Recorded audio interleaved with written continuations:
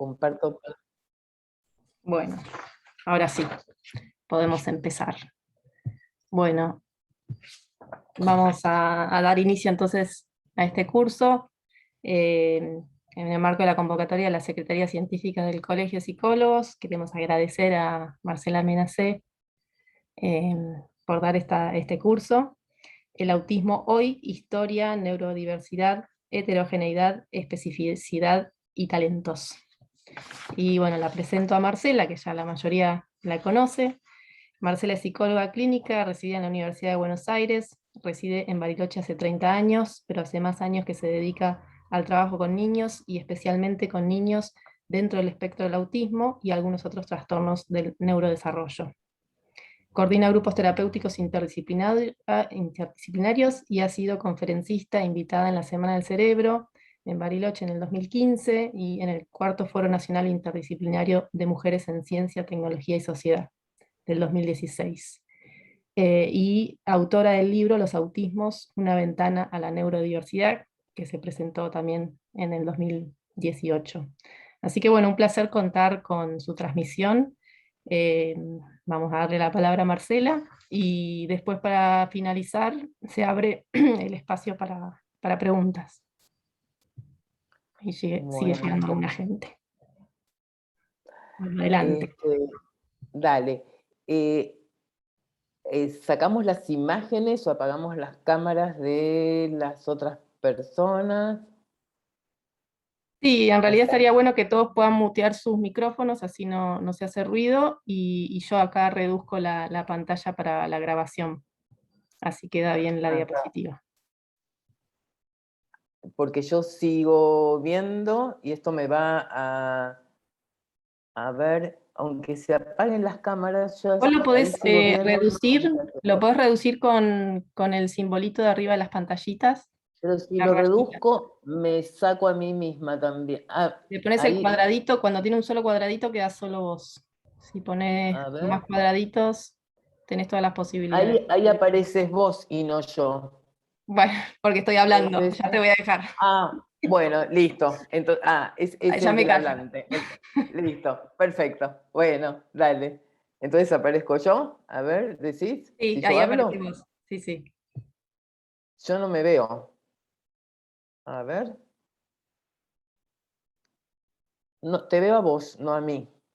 Pero bueno, a Bueno, ver. quizás es No sé por... cómo es eso. A ver, y si vos, no sé, te veo a vos. Yo creo que el resto te estamos viendo a vos porque sos la que más vas a hablar. Así que por ahí en tu pantalla Pero sale otra cosa, pero en la grabación supongo que va a quedar bien. en este momento probemos. Si yo hablo, ¿me estás viendo a mí? Sí, sí. Ah, bueno, es rarísimo. Yo te veo a vos y no me veo a mí. Bueno, no me importa verme o no. Dale, empecemos, ¿sí? A ver, quiero probar. Bueno, Sí, no ahí sé, nos no me dicen veo. que te ves bien. Así que Bueno, ok, podés empezar. no me veo. Bueno, ok. Empezamos entonces. Yo quería contarles primero que todo un poquito cómo es un poco la génesis de este curso, de estas charlas.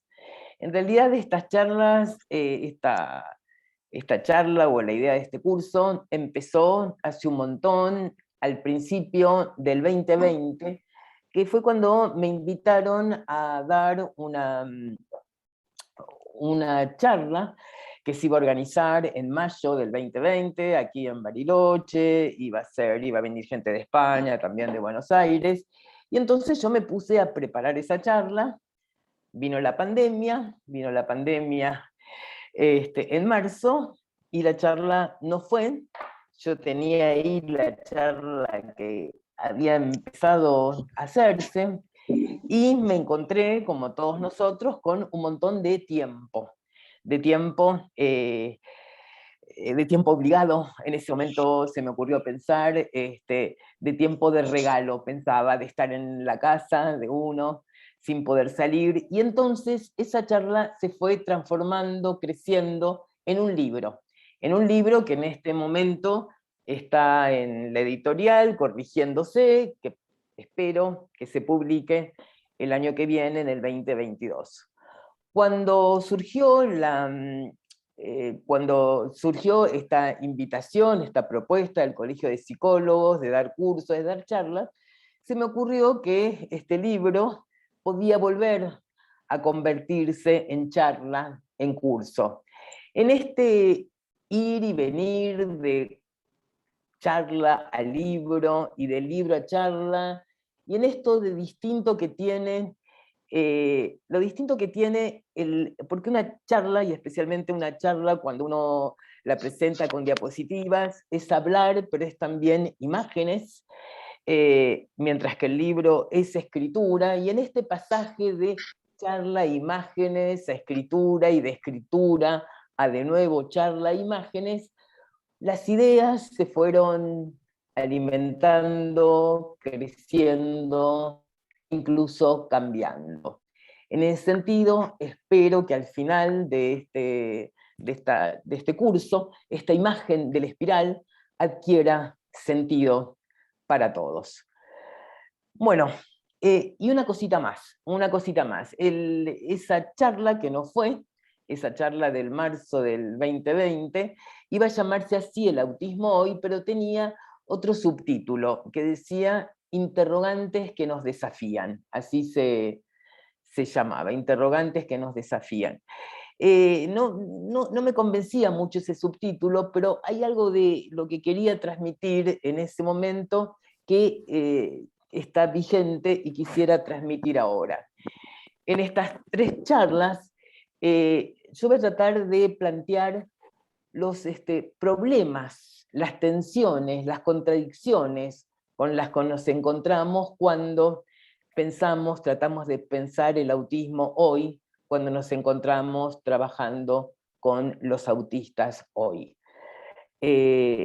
Bueno, empezamos entonces.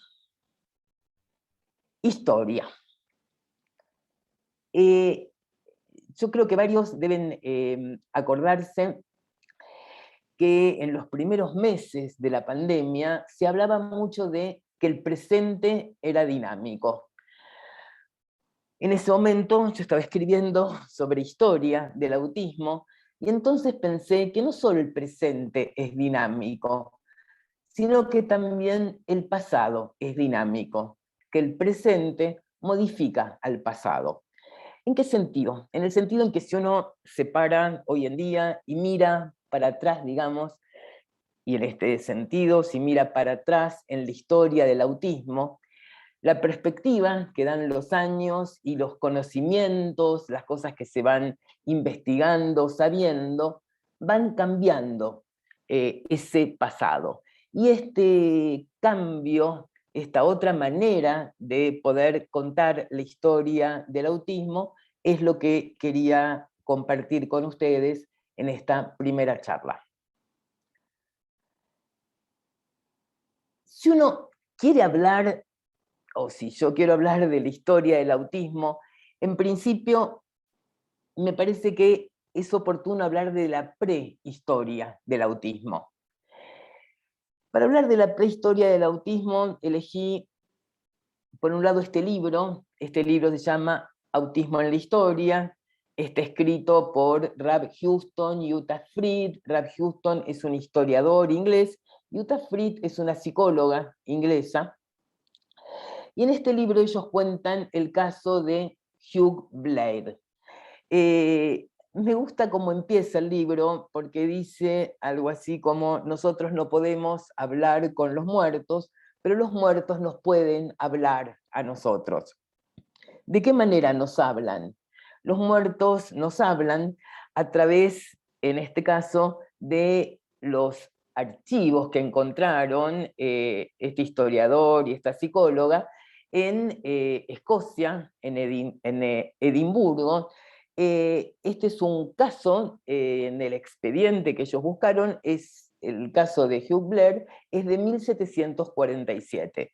El caso era el siguiente: Hugh era el hermano mayor de 3 hermanos, y el hermano menor, que creo que se llamaba John, hace un juicio porque quiere anular el matrimonio de Hugh, porque dice que en realidad Hugh era incapaz, que no era consciente de sus acciones y que ese matrimonio era un matrimonio que no valía. Entonces ellos analizaron y leyeron y releyeron las actas de los, creo que eran 20 y pico de testigos, y testigos que contaban las características de Hugh Blair. Y Uta Frith consideró que de acuerdo a esas características, esta persona no era un incapaz o un idiota en ese sentido, sino que en realidad era un autista. Parece que él se sentaba siempre en el mismo lugar en la iglesia, que sabía de memoria no sé qué cuántas cosas de la Biblia, que tenía actitudes excéntricas, y ella considera que era un autista, pero un autista que en ese momento el autismo no estaba todavía definido. Y cuando, este libro es del 2000, y cuando hablamos también de la prehistoria del autismo, cuando yo la llamo así, a mí me gusta hablar de Melanie Klein, porque ella escribió en 1930 un artículo que se llamó La importancia de la formación de símbolos en el desarrollo del yo, conocido como el caso Dick, que si uno lo lee hoy en día, a este caso, realmente es fácil poder encontrar que Dick era un autista. Dick era un chiquito que a los 4 años decía muy poquitas palabras, no le daba, no tenía interés en las personas, no tenía incluso interés en Melanie Klein. Ella cuenta que pasó al lado de ella como si fuera un mueble, tenía interés en los trenes, y digamos que ahora está muy bien descrito, uno podría decir en un autismo, pero cuando ella da vueltas ahí pensando cuál es el diagnóstico, se decide por el diagnóstico de esquizofrenia. ¿Por qué podemos decir? Porque si bien existían los autistas, el autismo aún no había sido descrito. En realidad, quien primero, esto es lo que cuenta la historia clásica del autismo, digamos, describió el autismo fue Leo Kanner. Leo Kanner describió el autismo así lo llamó trastorno autista del contacto afectivo, lo hizo en el año 1943. En este trabajo, que es el trabajo Princeps, digamos, donde se describe el autismo, Kanner describe 8 niños, 8 varones y 3 mujeres, y así, muy resumido, los rasgos característicos consisten en una retirada profunda de todo contacto con personas, un deseo obsesivo de inmutabilidad, una relación hábil con los objetos, una fisonomía inteligente y pensativa, además de un mutismo o un tipo de lenguaje que no parece destinado a la comunicación interpersonal. A ver. En 1944, en el Manual de Psiquiatría Infantil que edita Kanner, cambia el nombre, ya no se llama más trastorno autista del contacto afectivo, sino le da el nombre de autismo precoz infantil. Y la historia clásica, digamos, oficial, cuenta lo siguiente, que separados por el océano y separados por la guerra, casi al mismo tiempo, Hans Asperger, que estaba en Viena, él publica su tesis doctoral, Psicopatía autística de la infancia, en 1944, en donde describe a 4 niños entre 6 y 11 años que presentan como característica común una marcada discapacidad en la interacción social, a pesar de su aparente adecuación cognitiva y verbal.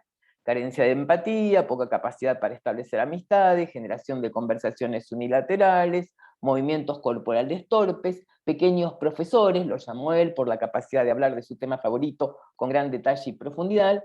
Psicopatía hacía referencia a un rasgo de personalidad autística al extremo egocentrismo que notaba en estos niños. El 95% de ellos fueron varones.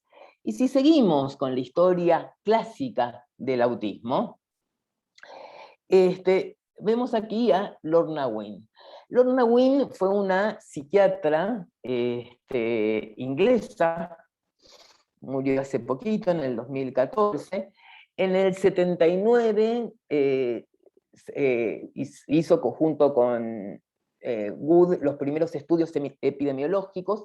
En 1980 es quien encuentra relación entre estos dos trabajos, entre los de Kanner y los de Asperger, y llama a esto espectro autista, y en 1981 es ella quien propone cambiar el nombre de lo que Asperger había descrito como psicopatía autística de la infancia por el nombre de síndrome de Asperger. Y ella es Uta Frith, ahora le conocemos la cara, la que hizo también de autismo en la historia, que en 1991 publica la traducción del trabajo de Asperger, que hasta ese momento solo había estado en alemán y no se había traducido al inglés. Desde ese momento, bueno, esto de Asperger empieza a difundirse muchísimo más. Ok. Si uno ve también el autismo, la historia del autismo en los manuales diagnósticos, ¿qué encontramos? Que en este caso vamos a tomar el DSM. En 1952 el autismo no aparece, solo aparece la reacción esquizofrénica de tipo infantil. En el 68, en 1968, tampoco aparece el autismo como un síntoma de la esquizofrenia infantil, y recién en 1980 aparece el autismo como autismo infantil, y en la revisión del 87 como trastorno autista. En 1994, en el DSM-4, el famoso, digo, porque se usó durante muchísimo tiempo, trastorno generalizado del desarrollo, el TGD, que tenía trastorno, que se diferenciaba en trastorno autista, trastorno de red, trastorno desintegrativo infantil, trastorno de Asperger, trastorno generalizado del desarrollo no especificado. Y en el DSM-5, que se edita en el 2013, desaparecen estas categorías y aparece solamente el trastorno del espectro autista.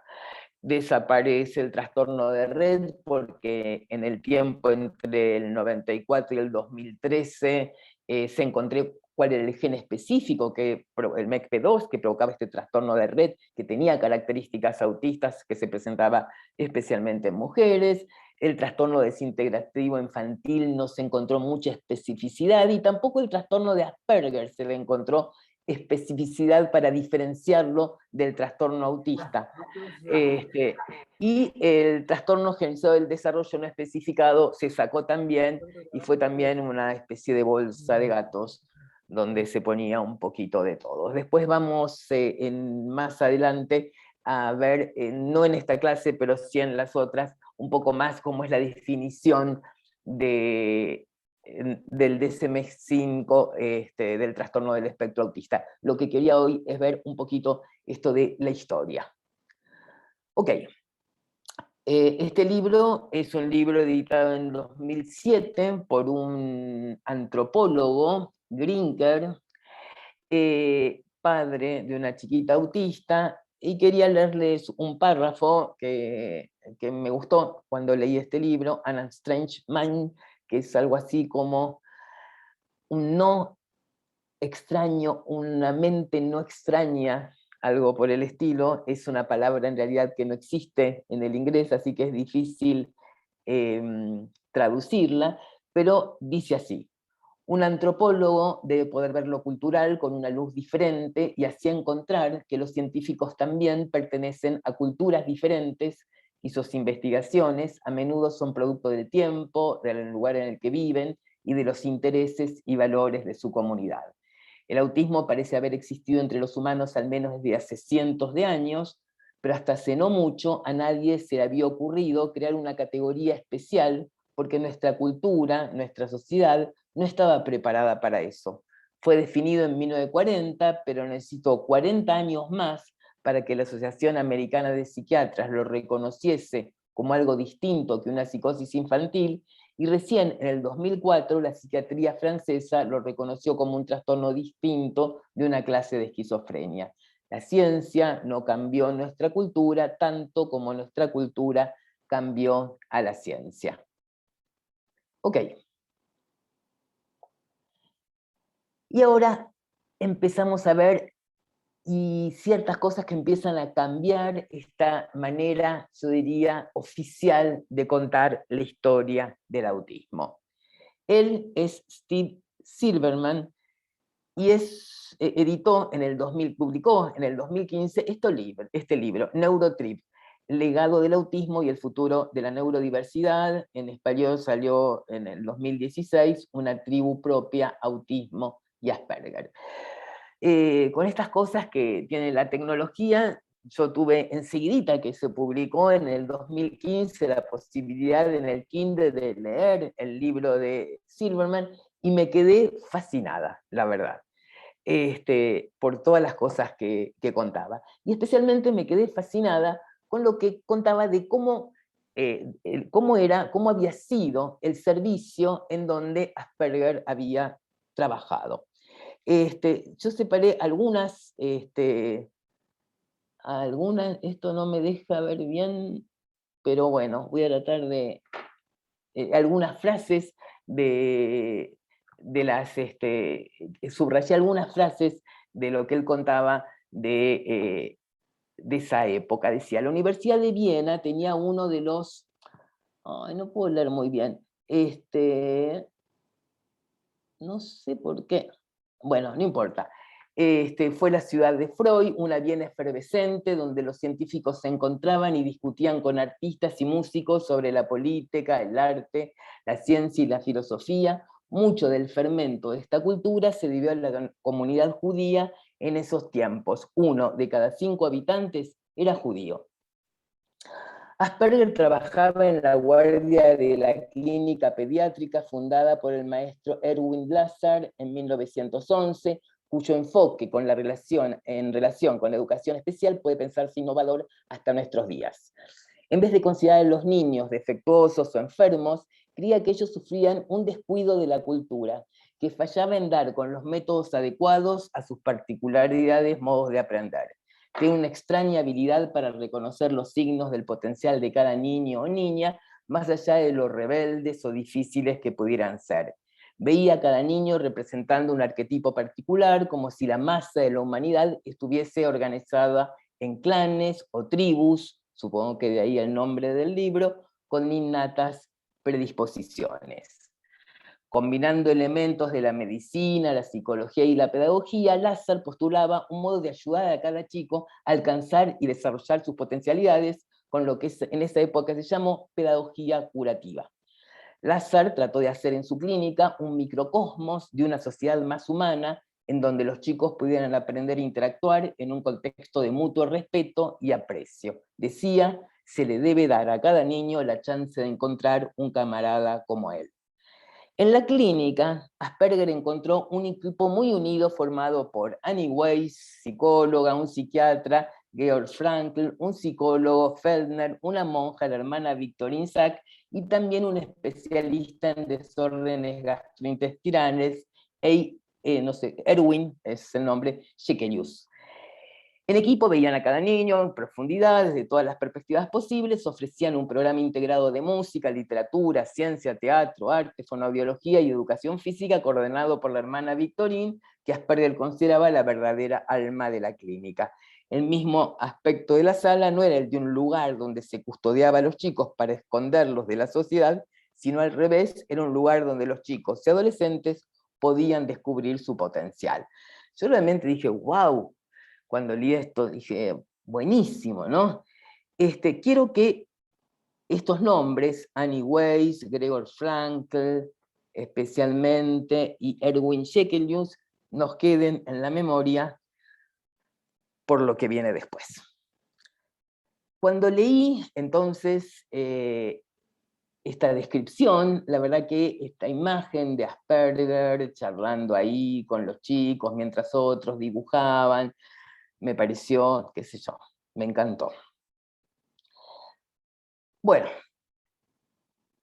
pero pasa lo siguiente. Él es John Robinson. John Robinson es un autista adulto, él se describe como autista, que cuando lee este libro de Silverman y este otro libro de John Donvan y Karen Zucker, en clave diferente, la historia del autismo, escribe el siguiente artículo: Kanner, Asperger y Frankl, el tercer hombre en la génesis del diagnóstico de autismo. Entonces, él nos cuenta la siguiente historia. Acá lo tenemos a Kanner, acá lo tenemos a Asperger. Este es la única foto que encontré del equipo, de este equipo de pedagogía curativa, y en esta foto, que es del 33, el único que está nombrado es él, es Asperger. El resto no encontré en ningún otro lado quiénes son los otros, ¿sí? Pero bueno, sabemos por las descripciones quiénes formaban parte del equipo. 1933, hay que ubicarse en 1933. Todavía Austria no estaba anexada a Alemania, eso sucede en el 38, pero ya en el 33, esto que contaba ahí es Silverman, 1 de cada, no sé, 5 de cada uno eran judíos, y que la cosa se había empezado a poner muy difícil para los judíos, había empezado a haber ya mucho antisemitismo, y muy especialmente para las mujeres judías. Así que alguna de ellas, suponemos que alguna de ellas fue Annie Weiss, esta psicóloga que formaba parte del equipo, que en 1934 emigra a los Estados Unidos. Aparentemente, según nos cuenta Robinson, no se encuentra ninguna carta de renuncia, así que se supone que le echaron por judía y por mujer, y alguno de ellos, tampoco sabemos cuál de ellos, pero alguno de ellos es Gregor Frankl, que logra en 1937, ya la cosa estaba bien difícil, también emigrar a los Estados Unidos y va a trabajar al Hospital Johns Hopkins, donde Kanner era el jefe del equipo de psiquiatría. Así que esta manera de, sin saber nada uno del otro, pareciera que no era tan así, que no es que no sabían nada Kanner de Asperger ni Asperger de Kanner, ¿no? Y efectivamente, este es el artículo Princeps de 1943, trastorno autista del contacto afectivo, empieza diciendo así: desde 1938, es decir, desde un año después que entra Frankl a trabajar con Kanner, empezamos a ver que había ciertos chicos que no eran parecidos a otros chicos que habíamos visto. Así que bueno, no solo es muy probable que, sino que después, ahora les voy a contar por qué efectivamente Frankl tuvo que ver con esta génesis del concepto de autismo. Señalo este caso 1 el de Donald T., que fue el primer caso descrito por Kanner, porque en este libro, El autismo en clave diferente, el primer capítulo de estos autores, que son periodistas norteamericanos, el primer capítulo está dedicado a Donald T., Donald Triplett, que nació en 1933. Aquí lo vemos a los 5 años, más o menos en la edad que lo ve Kanner, y cuando porque ellos hacen lo siguiente, estos periodistas, van y buscan la historia clínica, los archivos, ahí las notas que había, encuentran que hay notas en relación a Donald donde Kanner pone esquizofrenia con un signo de pregunta, pero también, muy interesante, estos autores nos cuentan, transcriben la carta que el padre de Donald le manda a Kanner antes de que Kanner conociera a Donald. Yo quise también subrayar y contarles algunas, porque la verdad uno podría decir que la primera descripción de un chico autista no la hace Kanner, sino el padre de Kanner. El padre, Oliver se llamaba, dice lo siguiente: casi nunca había llorado por estar con su mamá. Parecía haberse retirado a su caparazón, a vivir dentro de sí mismo, a estar perfectamente ajeno a todo lo relacionado con él, totalmente desinteresado por los seres humanos, incluidos sus padres, por quienes no mostraban ningún afecto aparente. Tenía varias obsesiones, incluida una manía por hacer girar bloques, cacerolas y otros objetos redondos. Estaba fascinado con los números, las notas musicales, las imágenes de los presidentes de los Estados Unidos y las letras del alfabeto, que disfrutaba recitando en orden inverso. Físicamente torpe, también tenía aversiones intensas. La leche, los columpios, los triciclos le producían horror, como cualquier cambio en la rutina o interrupción de su proceso de pensamiento interno. Cuando se le interfiere, tiene rabietas durante las cuales es destructivo. Parece estar siempre pensando y pensando. Él es más feliz cuando lo dejan solo. Me parecía que es una descripción del autismo, la verdad, muy buena, y por eso quería contársela a ustedes. También otra de las cosas que cuenta el padre es que mientras hacía girar las cosas, producía unos zumbidos que aparentemente no eran aleatorios, hasta que el padre se da cuenta que no son cualquier zumbidos, que son 3 notas que, si se tocan en conjunto, forman un acorde, e incluso después Donovan y Zucker, estos periodistas, cuando entrevistan a la gente en el pueblo donde vive Donald, le cuentan que a los 14 años él participó en un coro, y que el director del coro no necesitaba un diapasón porque le pedía a Donald que dé la nota, y daba la nota perfecta. Quiere decir que tenía oído absoluto, cosas que vamos a hablar en la última clase de este curso. Bueno, así lo encontraron a Donald a los 77 años cuando fueron a verlo. Me gustó esta foto porque se está riendo. Donald juega al golf, lleva una vida muy rutinaria en un pueblito en donde está bien, tranquilo, viajó por distintas partes del mundo, viaja solo, juega al golf también solo, pero está bien.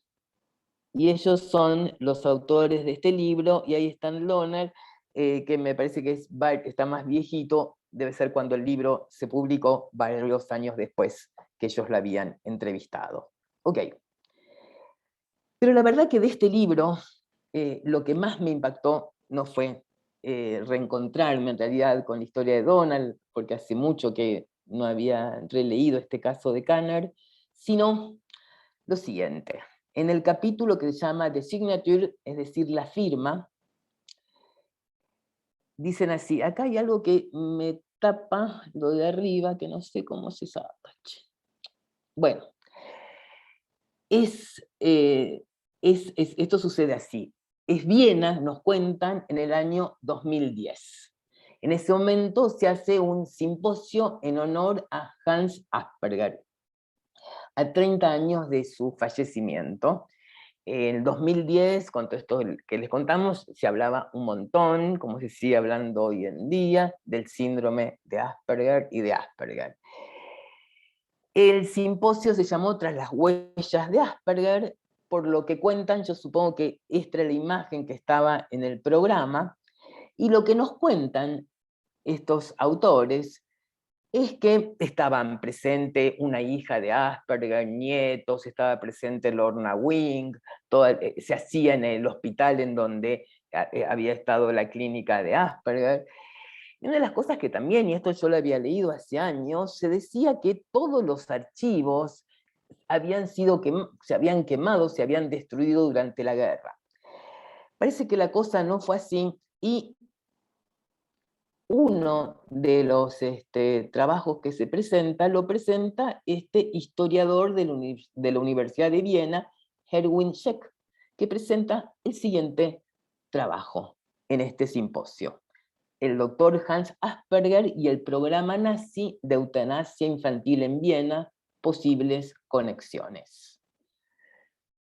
Bueno, nos cuentan ahí, imagínense el clima que se creó cuando Erwin Scheck empezó a mostrar determinados documentos que mostraban que estas posibles conexiones fueron bastante posibles. En el año 2018, Erwin Scheck publica al final un trabajo, lo publica en Molecular Autism, Hans Asperger, el nacionalsocialismo y la higiene racial en el periodo nazi en Viena. Y por eso les decía que una cosa alimenta a la otra. Cuando escribí en el libro sobre esta parte de la historia, no sabía que estaba este libro publicado en el 2019 en castellano. Está Hans Asperger, Autismo y Tercer Reich en busca de la verdad histórica.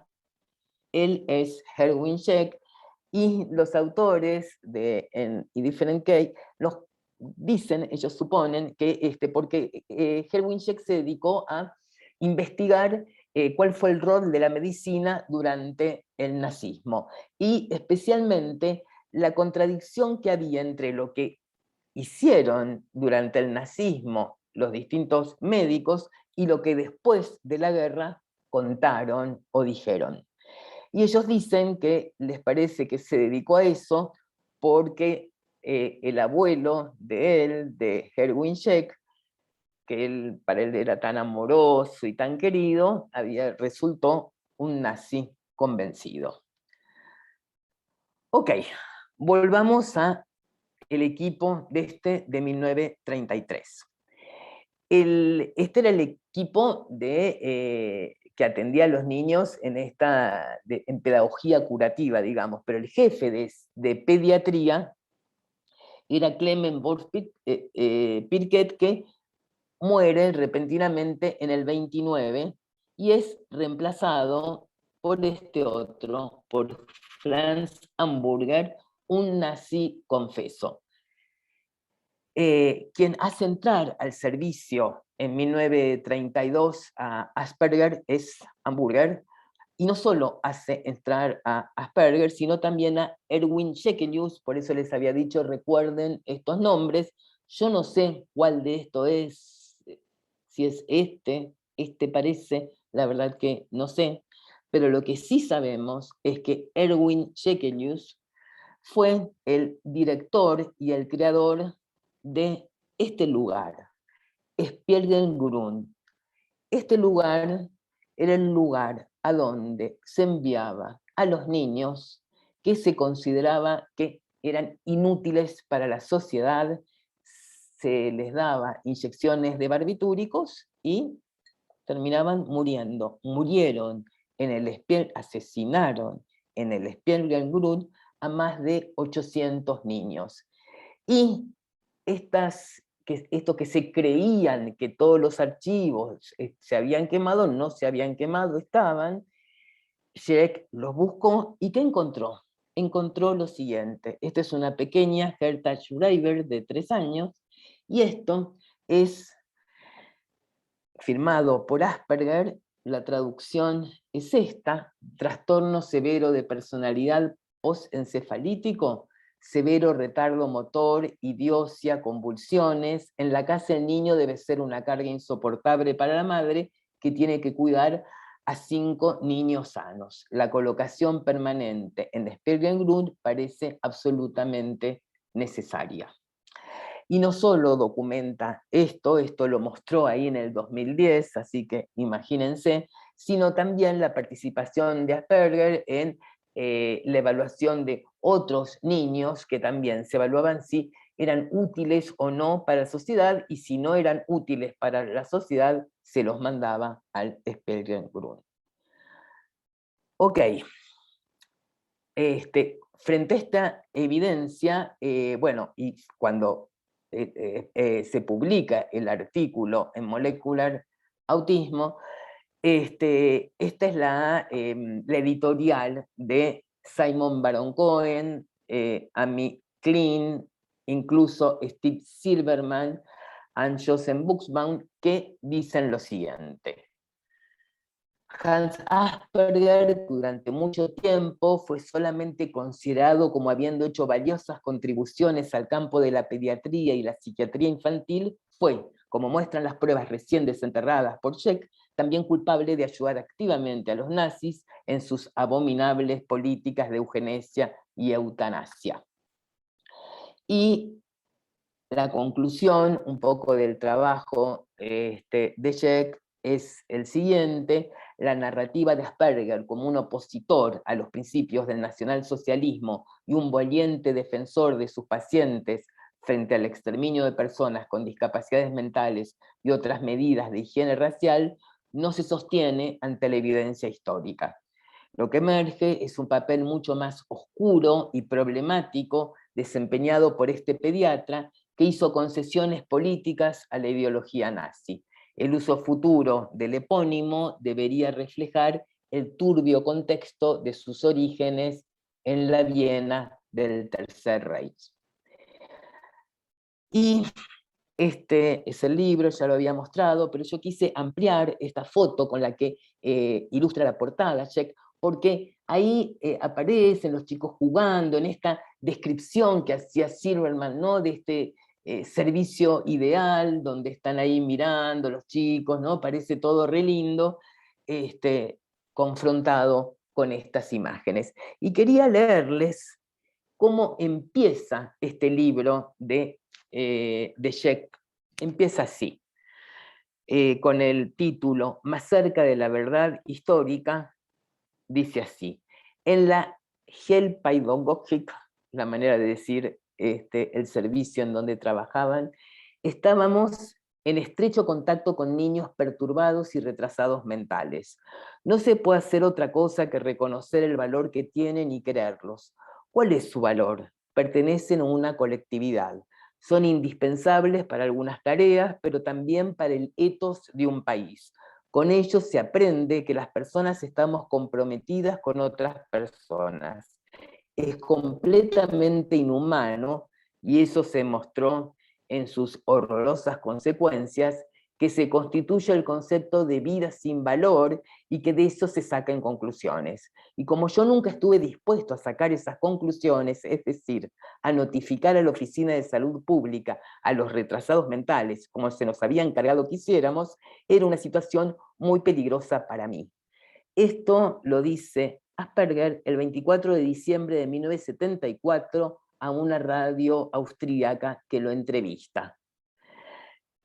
Y esta es otra cosa escrita por Asperger, pero en 1939. Dice así: 2 días antes del ingreso actuaba como una loca. Hablaba de una persecución antijudía, se mostraba atemorizada en extremo, ella misma se preguntaba si estaba confundida o loca. Creyó que un conocido judío había muerto ahorcado, pero fue posible convencerla de que eso no era cierto. Para su edad y raza, un desarrollo sexual llamativamente atrasado, historial clínico de la niña Lizzie Hofbauer, de 12 años, 1939. Y dice Scheck, estas palabras pertenecen a una misma persona, a Hans Asperger. Bueno, ok. Pero no fue solo Scheck quien escribió de esto. También Edith Schaffer escribió Los niños de Asperger, y este es en el 2018, por eso digo 2016, 2015, 2016, 2018, explota y cambia esta historia que teníamos oficial en relación al autismo. El comentario de Simon Baron Cohen sobre cuando sale este libro es el siguiente: el pediatra austríaco Hans Asperger ha sido reconocido por mucho tiempo como un pionero en el estudio del autismo. Incluso fue visto como un héroe, salvando a niños con la condición autista del programa de asesinatos nazis al enfatizar su inteligencia. Sin embargo, ahora es indiscutible que Asperger colaboró en el asesinato de niños con discapacidades bajo el Tercer Reich.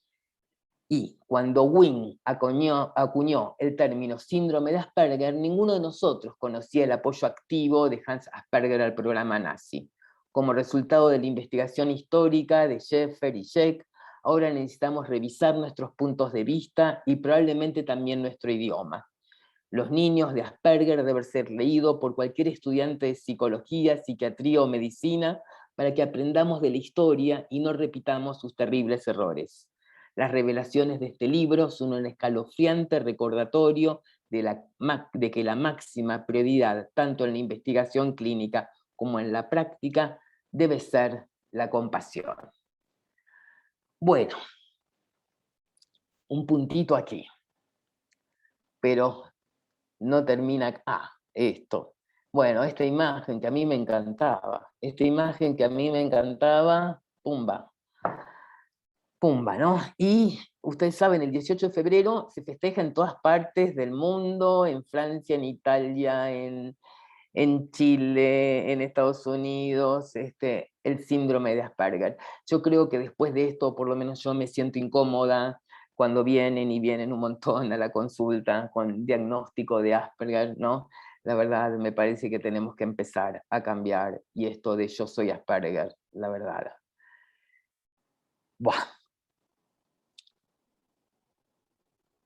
Pero hay otra cosa que también hace cambiar esta historia oficial que tenemos del autismo.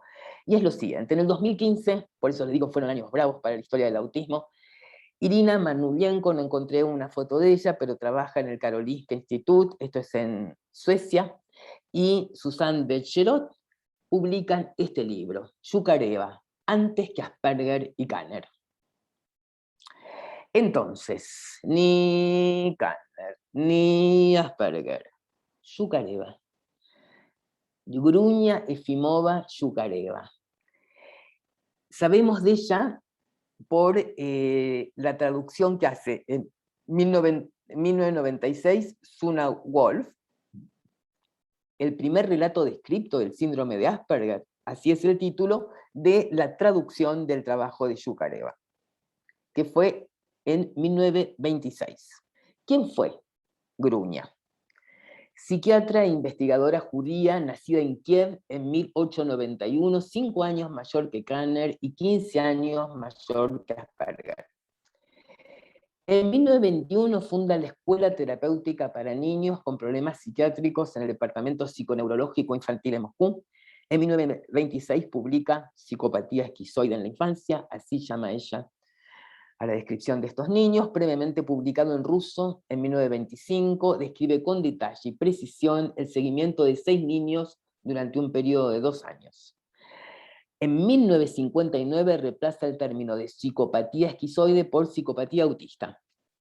Y Sula Wolf, que tradujo el artículo de Yukareva en 1996, sostiene que Asperger tenía que conocerlo, porque había muy pocos, dice, publicaciones de psiquiatría infantil en ese momento, está publicado en alemán, pero la verdad es que ni Asperger nombra a Yukareva, ni Kanner nombra a Frankl, ¿no? Wow. ¿Cómo trastorno de personalidad esquizoide, cómo describe Yukareva a estos niños? Los describe así: una manera rara de pensar, una actitud autista, tendencia a la soledad, rechazo a la relación con el otro desde muy temprana edad, achatamiento emocional, una mezcla de hiposensibilidad e hipersensibilidad emocional se observó en todos los casos, tendencia al automatismo, inflexibilidad, dificultades en adaptarse a lo novedoso. En todos estos niños se encontraron dificultades motoras, falta de expresividad, peculiaridades en la voz y en el lenguaje que pueden deberse a un sistema cerebral similar, cerebelo, ganglios basales y lóbulos frontales. Estas características se muestran más acentuadas entre los 3 y 4 años de edad y en la pubertad. Y a diferencia de la esquizofrenia, no se observa en la evolución del trastorno de personalidad esquizoide deterioro intelectual, sino que el cuadro permanece estacionario y por el contrario se observa una mejoría con el pasar de los años. Los niños serán admitidos en la escuela terapéutica y recibían entrenamiento en habilidades motoras, socialización, pintura, carpintería y gimnasia, entrenamiento que permitía luego su inclusión en la escuela común.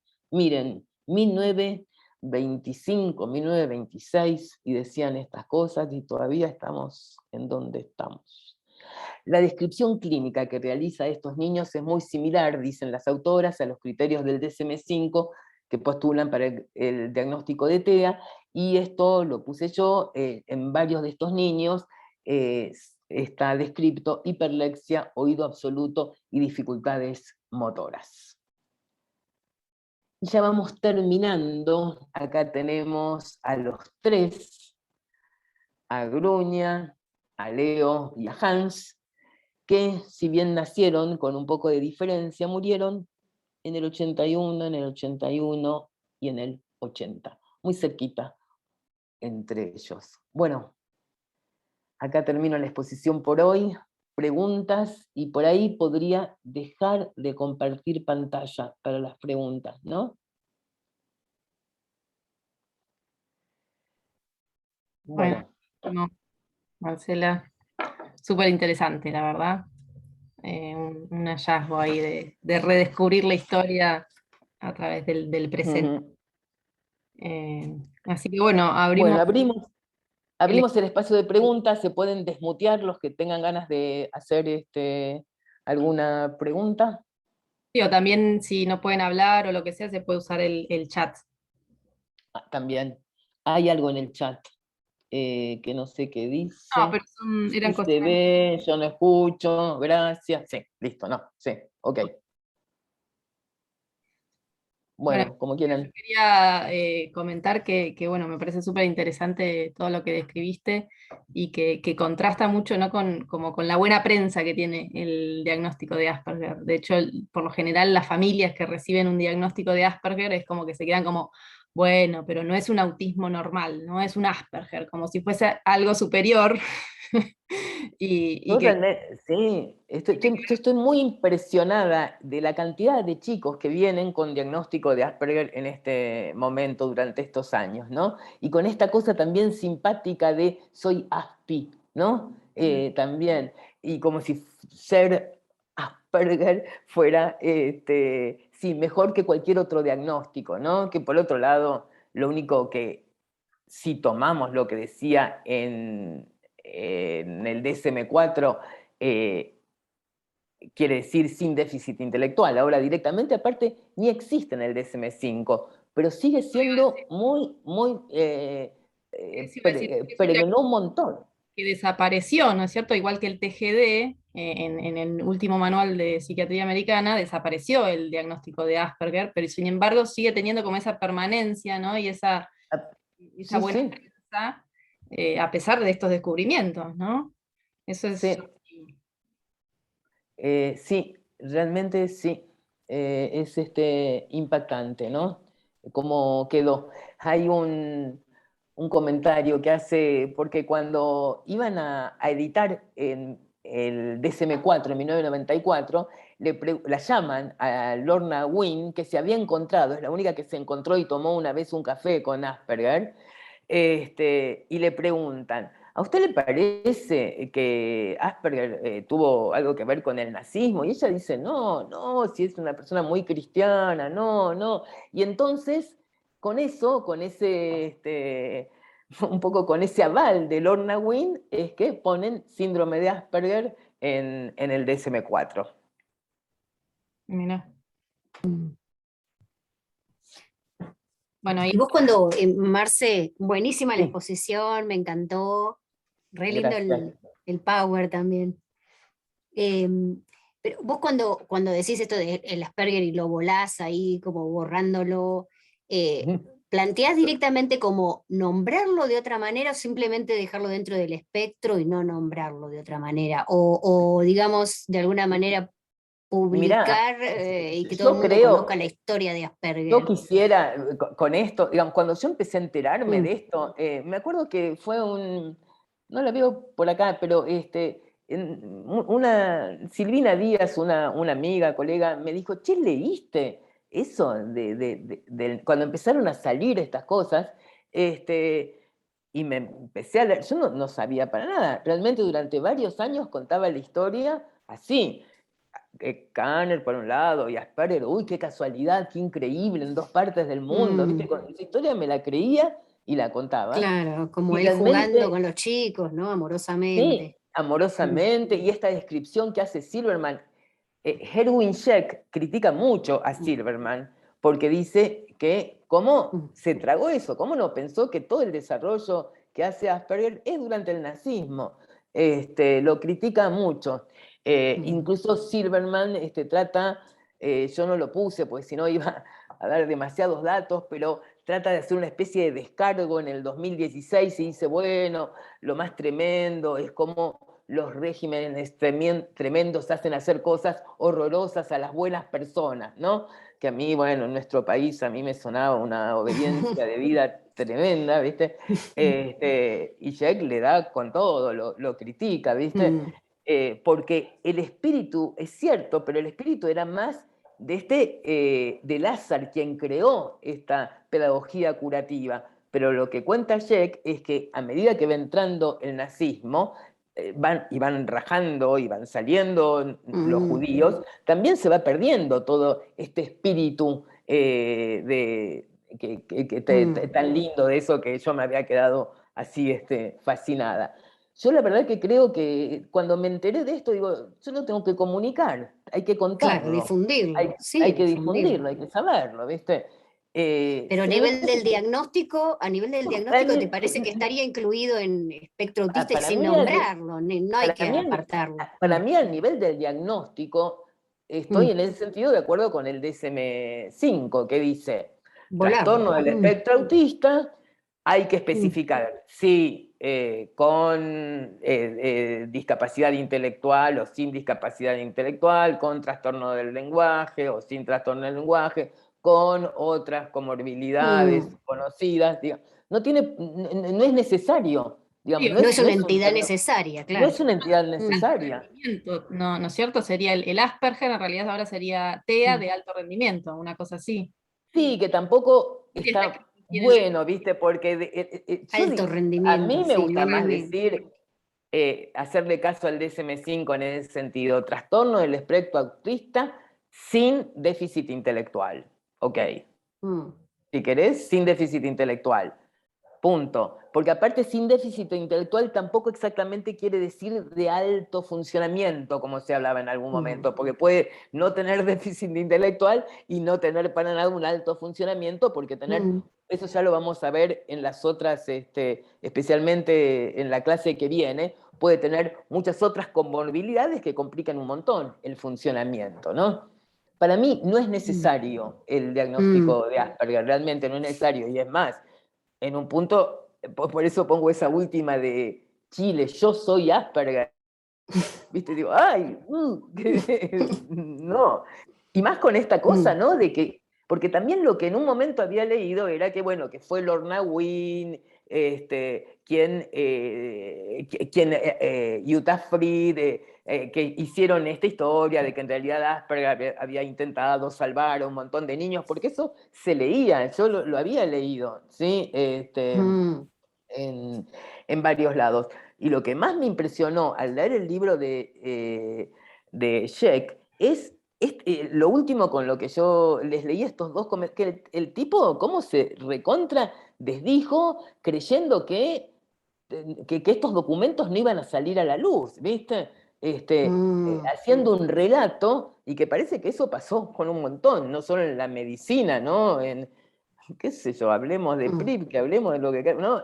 Digo, en donde el relato es un relato de buenas personas, y yo cuando tuvieron un pasado muy distinto, digamos que fue también Asperger, el propio Asperger, quien ayudó a crear esta imagen en realidad distorsionada y falsa de sí mismo, ¿no? mm. Interesantísimo. Este, bueno, Eh, bueno, la próxima, el jueves que viene, los que nos vamos a meter es con, no, por eso les dije, me meto con los problemas del autismo. Este es uno de ellos. otro con esto del concepto de neurodiversidad y el de heterogeneidad, ¿sí? Vamos a trabajar y a meternos más profundamente en eso. Bueno, no sé si hay alguna otra pregunta que quisieran hacer. Bueno, ahí hay algunos comentarios en el chat, muy novedosa la explicación, me quedé sin palabras, dice, ni preguntas, dice Ayelé, muchas gracias, muy interesante por compartir tus saberes, dice Victoria. Bueno, y otra de las cosas también esto de cómo la borraron a Yucareva, ¿no? Cómo, así, de un plumazo, ¿viste? Judía, mujer, rusa, pamba, de un plumazo, cuando la verdad la descripción es muy buena también de los casos, al leerla. Pero ella tiene como, esa publicación que vos mencionaste tiene, claro, tiene no tiene muchas publicaciones, es el problema. No Tiene como mucho, nada, libros y tampoco. bueno, te imaginas, en Rusia, Sí, no. lo publicó primero en ruso y después en alemán, y recién en el año 96, esta Zula Wolf, que es una psiquiatra inglesa, creo, hizo la traducción, y le dieron poca bola, ¿viste? También. Claro, Poca porque bola. tampoco en la actualidad. O sea, Sí, no solo en ese momento, sino ahora tampoco. algunos autores uno escucha que la nombran, ¿viste? Como Mm. también fue esquizoide, se llama psicopatía esquizoide de la infancia, es que también en ese momento tampoco, lo de autismo, ella lo caracteriza, pero bueno, no usó esa palabra, ¿no? No, claro. Pero realmente es muy buena leer cómo es aparte, leyendo cómo describen, ¿no? Por ejemplo, Yucareva hace una descripción de los antecedentes familiares, abuelos, padres, tíos, una descripción física, también hacen un examen físico de cada uno de los chicos, aparte de toda la descripción psicológica, son muy buenos realmente. Uno dice, extraño, yo cuando leo las cosas actuales, que falta esa descripción tan detallada. También Kanner, son descripciones realmente muy buenas, muy detalladas de pacientes, ¿no? Muy interesante leerlo. Qué bueno. Muy interesante. Qué bueno rescatarla. Buenísimo. Gracias, Bueno. Marce, a mí me encantó. Bueno, gracias, Guille. Gracias por los comentarios. Y bueno, y espero que resistan y encontrarnos el jueves que viene. Y como quedó grabado, bueno, ojalá que muchos puedan también verlo en otro momento. Bueno, ok. Gracias, buenas noches. Buenas noches. Esperamos el próximo jueves. El próximo jueves. Ok. Vamos a...